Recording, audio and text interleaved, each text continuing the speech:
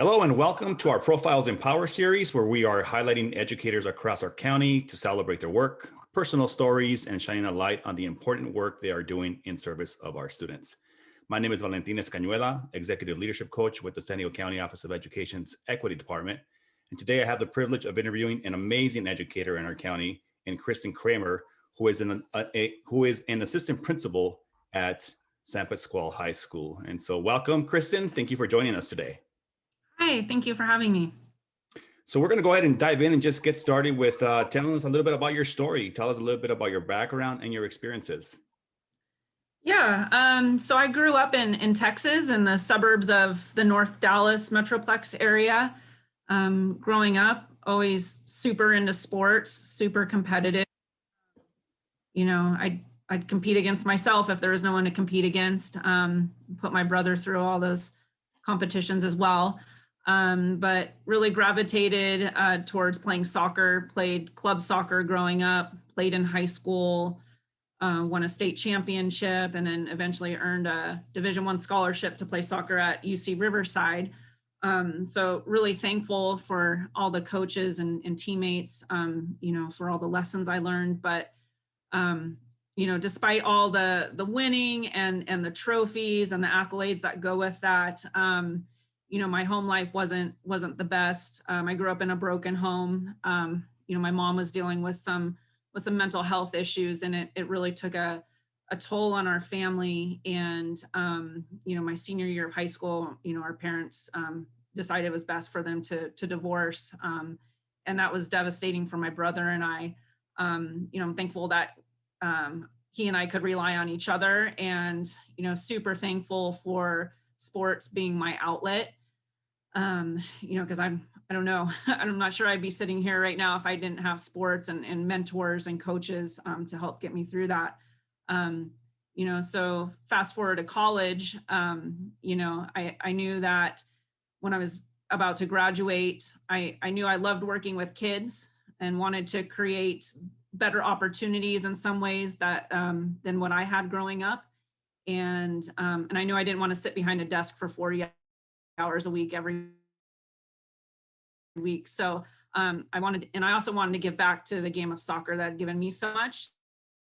So I started coaching in club soccer and working with young kids, and also substitute teaching at that time as well. And that's where I fell in love with the teaching profession and got my special ed credential, my moderate severe credential. And then ended up working here in Escondido Union High School District with our population of students that also suffer from mental health disabilities. And so I've, just knowing what I had gone through as an experience as a kid with a parent dealing with that, it gave me a good perspective. It opened my heart to those kids, some of the traumas that they had faced. But I loved working with them because I got to be with them for all 4 years. I really got a chance to get to know them and their families, and just watching their growth from their freshman year to the time they graduated was phenomenal. And then, after being in the classroom for a number of years, I decided to make the transition to go into administration, more so because I wanted to expand my classroom to just the 4 walls of my room, and expand it to the whole school, and really work with, the talented group of educators we have here in our district to create systems and opportunities that benefit all kids.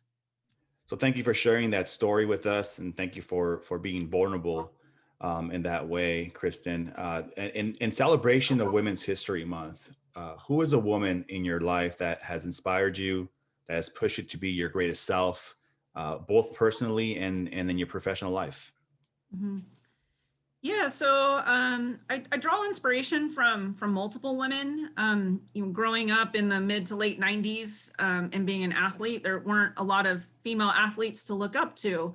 And so right now, I really look up to the U.S. women's national team, and I'm thankful for the causes that they are fighting for, because I feel like now finally young women, young girls have role models, and they can see themselves and what their potential could be, as they're adults. And also what I like about the women's national team is they're not afraid to speak their minds. They stand up for what they believe in, no matter what the consequences. They're working to close, for example, the pay gap amongst women athletes. I feel they're heroes for the LGBTQ community. And really, they're just a diverse melting pot of women who seamlessly work together towards a common goal, and they're super successful at it. And I think if we take that snapshot and look at what diversity can bring to the table, I think you'll see from their example that it's only good things. Other women I've looked up to, Ruth Bader Ginsburg, of course. She was one of the early ones that just fought for the things that she believed in. She's inspiring. And then finally, just Michelle Obama. She's so cool. She has this magnetic personality that you just want to be around her. And when she talks, I read her book and just want to hang on every word she says, and she's just a kind soul. And I think a great example for women, and how you can be smart. You can go to Harvard and be the best lawyer, and you can also be a mom, and you can also do all those while being the first lady in the White House. So those are just a few examples of women that I look up to. That's awesome. That's awesome. So thinking about your personal experience and thinking about these women that you just talked about and that inspire you, how have they and how have your experiences shaped you into the educator that you are today? Yeah, so I think, growing up, if an outsider looking in would have said, wow, Kristen has all this privilege, her parents are college educated, they own a home, they have health care, or health insurance, but, privately, we were suffering and didn't have all the privilege in the world. And so how that's influenced me is that, I'm really cognizant that everyone has a story and everyone's going through something. And so that's caused me to place a high value on the relationships, and building relationships with every student that comes on our campus, every family, every staff member, members of our district team, and so we make assumptions about people based on our own implicit bias, and so it's also caused me to hold up the mirror, and also look through the window. So how can my implicit biases be getting in the way of building a better relationship with this person? And looking through the window, what systems can I impact to make this better for everyone? And then lastly, I just want every student, person that walks through our doors or onto our campus just to feel loved. I know what that's like to, to kind of question, like, am I loved right now? And it's not a good feeling. And so I just want every student, especially, just to feel loved and that they're cared for when they come on campus. That is awesome. That is beautiful. Well said. Well said. If you were to, so here's one of those questions that we like to ask our interviewees is, what is something that what is some advice that you would give your younger self as a student or as a young educator? If you could, go back and think about, when you were a young girl, when you were going through high school, when you're going through middle school, as a young educator, what is some advice that you would give yourself? That's a really good question. Some advice I would give myself is it's not where you start, it's where you end up. In this journey of life, we're in this marathon, right? And, I look at, when I think back to myself in my 20s, and to now that I'm in my 40s, I've changed so much, and proud of the learning and the growth. And so I would tell my younger self that you don't have to be there yet, but just stay open, keep your heart open, keep your mind open to new opportunities, experiences, new learnings, because you'll continue to grow as a person, and it's an amazing journey. If when we think about, in celebration of Women's History Month, I know we talked about this in question two, but to kind of follow up on that, having people that represent you as a student on a high school campus, on a school campus, is very important, right? And so how valuable is it to have representation in teachers, administrators, counselors, and support staff, especially like women in these roles? It means everything. You can't be what you can't see, right? As a young athlete growing up, in my bedroom, I had posters of Tony Hawk, Michael Jordan, Troy Aikman, because I grew up in Texas, and I didn't even realize that when I got to be an adult that maybe being a professional athlete could be an option for me. My end goal was to play in college, and I thought that was it for me. And now, with the WNBA, the women's professional soccer league, I think they're wanting to start a women's professional ice hockey league. Little girls of any race, color, or how they identify now have examples of what they can be when they grow up. And so having a diverse school staff is important because our students are watching more than we know. Even kids and seniors, they're watching us. And so, my goal is to empower all of our students to dream big and to let them know that, they can be whatever they want. They can be president of the United States. If you're a young girl, you don't have to stop halfway up. There's opportunities for you.